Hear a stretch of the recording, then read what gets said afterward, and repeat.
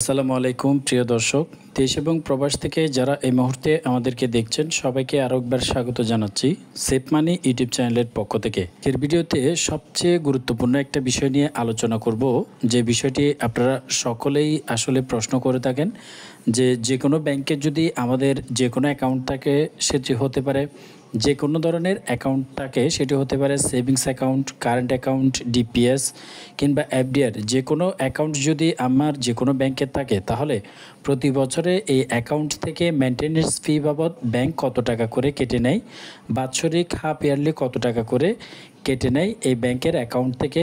এই তথ্যগুলো আসলে আমরা অনেকেই জানি না। যখন আমাদের বাৎসরিক কিংবা হাফ ইয়ারলি টাকা কর্তন করা হয়, তখন আমরা অনেকেই টেনশনে পড়ে যাই যে আসলে আমার অ্যাকাউন্ট থেকে আমাকে না জানিয়ে কেন টাকা কেটে নেওয়া হলো।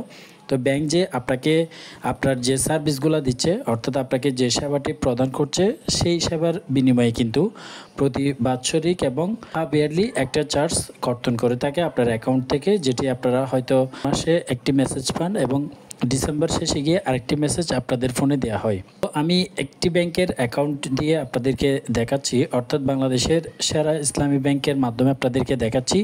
সেম অ্যাকাউন্টের মেনটেন্যান্স ফিগুলো সেমই থাকে, হয়তো 100 টাকা বা একশো টাকা 50 টাকা এদিক সেদিক হতে পারে, কিন্তু বেশিরভাগ ব্যাংকের এই অ্যাকাউন্ট মেনটেন্যান্স ফিগুলো কিন্তু সেমই হয়ে থাকে।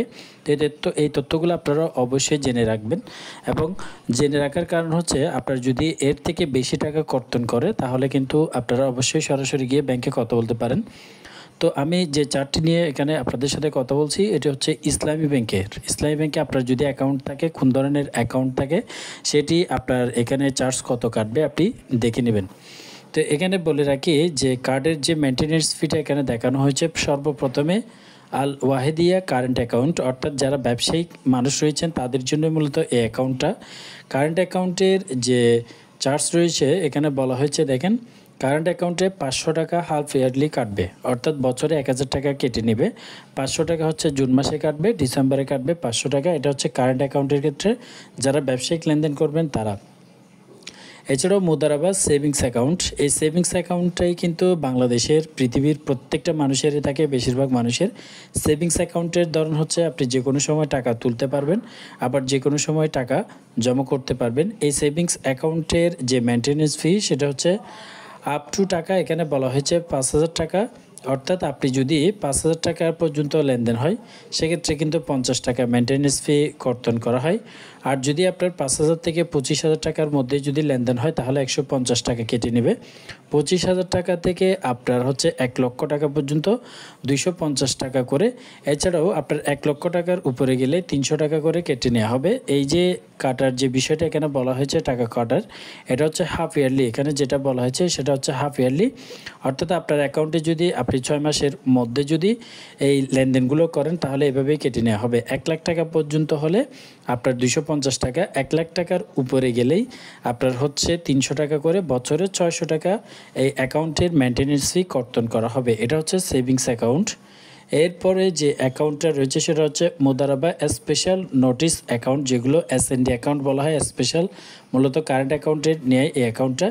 এইটার থেকেও হাফ ইয়ারলি 500 টাকা, অর্থাৎ আপনার 1000 টাকা বছরে আপনার হচ্ছে জুন মাসে গিয়ে 500 কাটবে, ডিসেম্বরে গিয়ে আবারও 500 টাকা কেটে নেওয়া হবে। অ্যাকাউন্টে যদি জিরো করেও রাখেন, সেক্ষেত্রে কিন্তু তারা মাইনাস করে রাখবে ব্যাংকের পক্ষ থেকে। যখন আপনি টাকা ঢুকাবেন, তখন কিন্তু অটোমেটিক্যালি এই অ্যাকাউন্ট থেকে টাকা কেটে নেওয়া হবে।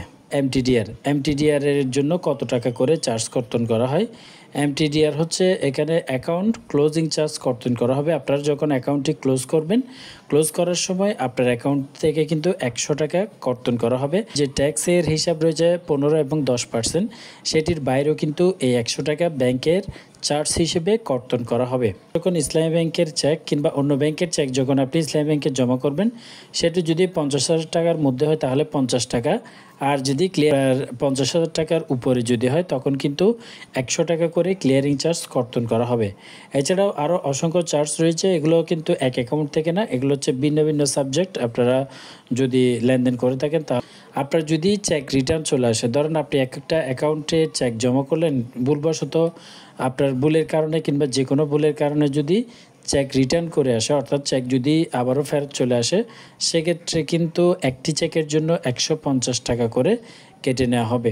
এভাবে করে এখানে কিন্তু অসংখ্য রয়েছে। আপনি যদি আপনার যে কোনো ব্যাংকে যদি অ্যাকাউন্ট থাকে সেই ব্যাংকের অ্যাকাউন্টের নামটা এখানে বলবেন, কমেন্ট বক্সে বলবেন এবং আপনার থেকে কত টাকা কাটে সেটি অবশ্যই বলবেন।